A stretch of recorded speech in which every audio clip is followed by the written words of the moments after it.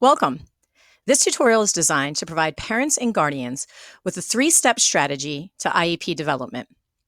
I am a high school English teacher and the parent of a special education student. I've had the unique experience of having sat on both sides of the table during an IEP meeting. Based on my experiences, I've developed this three-step strategy to help ensure my own child has received FAPE. And you can easily apply it to help ensure that your special education student is receiving an appropriate education. The three steps are quite simple. Step 1, assess needs. Step 2, develop goals. And step 3, determine SDIs. Step 1, assess needs. Located on every IEP is a section that identifies the academic, developmental, and functional needs relating to the disability of the student. Step 1 is to assess those needs and determine if the list is holistic.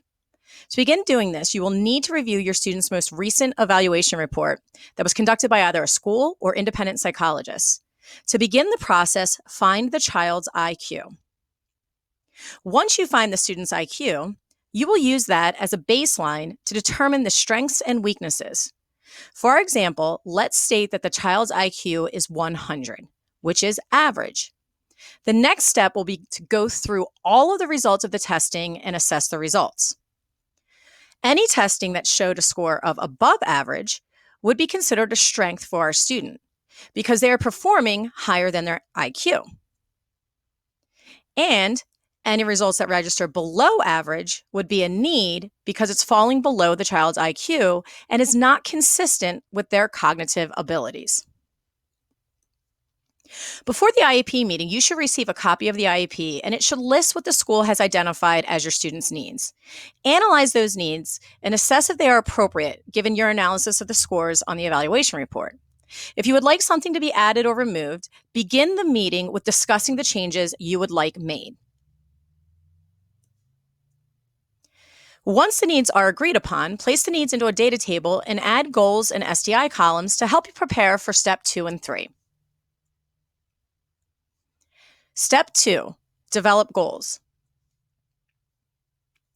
Goals are very important to the IEP as it gives the teachers and the students a focus for improvement. Begin developing your goals by going through each need and asking the following question. Can this need be improved through a school intervention? For example, the needs states improve oral reading fluency. I then ask, can fluency be improved by an intervention? The answer is yes. So I check the box knowing I will need to work with the team to develop a goal. To help model this for you, I'll go through the rest of the chart. The next need states improving decoding skills. Can my child's decoding skills be improved through a school intervention? The answer is yes. Can my child's written expression, including capitalization, punctuation, and spelling, be improved through an intervention? Yes. Can his math facts be improved through an intervention? Yes. Can his or her fine motor coordination be improved through an intervention? Yes. Handwriting?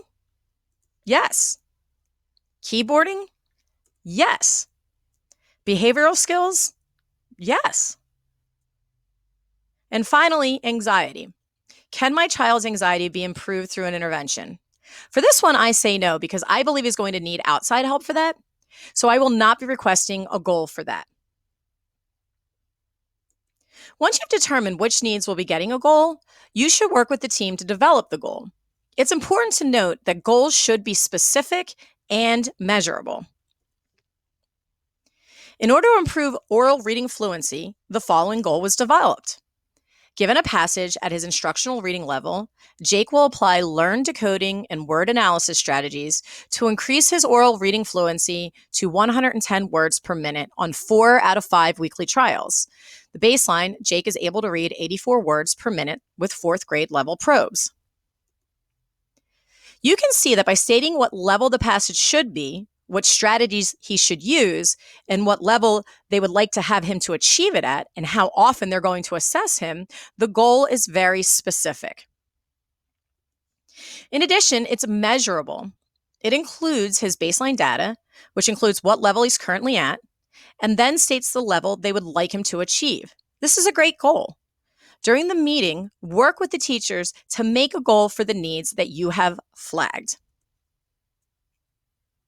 Once you've completed making your goals, then work to determine SDIs. SDIs are specially designed instruction. They are the accommodations and modifications that teachers and staff will make to help support your child so they can continue to participate in the general curriculum while they are working to develop their needs. That takes us back to our chart. Like we did with the goals, go through each need and determine if your student will need to be supported by staff in order to participate in the curriculum. While he's working to improve his oral fluency, I must determine if he will have a need. Absolutely, he's going to need to be supported because his reading is weak. Improving decoding skills, once again, he's not a strong reader, so he will need to be supported because if he can't read the material, he can't participate in the learning. Same goes with written expression. He'll need to be supported while he continues to develop his writing skills because teachers will surely be assigning writing. He will need help with math facts as well because without help, he won't be able to participate in the math class. In addition to that, he's going to need fine motor help. His handwriting and neatness of assignments will be impacted by his fine motor, so he will need to be supported in both fine motor and handwriting. Keyboarding is a skill that he's going to need to develop. However, it's not a skill that he's going to need to be supported in. So therefore, I'm not going to ask for an SDI in keyboarding as it's not going to impact his involvement in the regular curriculum. However, he will definitely need to be supported with his behavioral skills. And finally, he will need support from staff to help manage his anxiety. Once these needs have been identified as needing support, the next step is to actually determine how the staff should support the student. Essentially, when determining needs, it's important for both parents and teachers to anticipate every way the need may negatively impact the student's experience in the class, and then determine how to support the students so they're not negatively impacted. For example, deficits in oral reading fluency will be an issue in a number of ways. Essentially, this shows that the student will struggle with speed of reading. This potential to negatively impact the student is very strong. So there are 3 different SDIs that have been put in place to support the student. It will include books, assignments, and assessments will need to be scanned into his Chromebook prior to use in the classroom to allow Jake to read the text on his own or to have the Chromebook read it to him. Extended time up to the included and twice the allotted time, that's going to be important because all reading takes him a long time. In addition to that, he's going to need directions to be read out loud. They can't assume that he has the ability to understand the directions at the pace and rate that his other classmates will be understanding it. Well, now that you understand how to develop your SDIs, there are a couple things to remember as you go into your IEP meeting. Number 1, you are a member of the team. You have a federally protected right to participate in the meeting and collaborate on the development of the IEP. Number 2, an IEP can be opened and changed at any time and as often as needed. Do not believe that once an IEP is written, it can't be changed until your next yearly appointment.